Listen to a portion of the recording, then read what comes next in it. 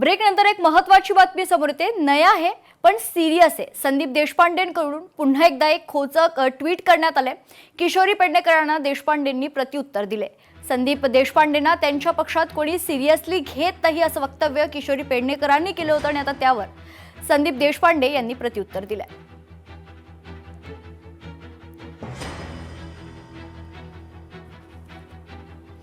नया है पण सिरियस है असं ट्विट संदीप देशपांडे यांनी केलंय.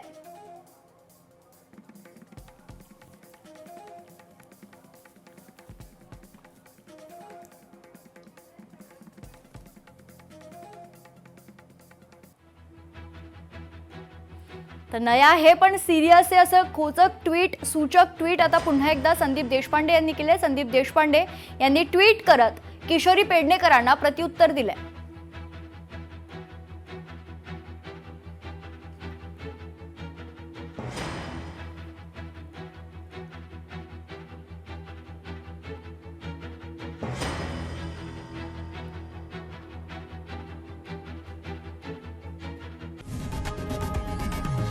लोकशाही मराठी ऐका, पहा, जागरूक रहा.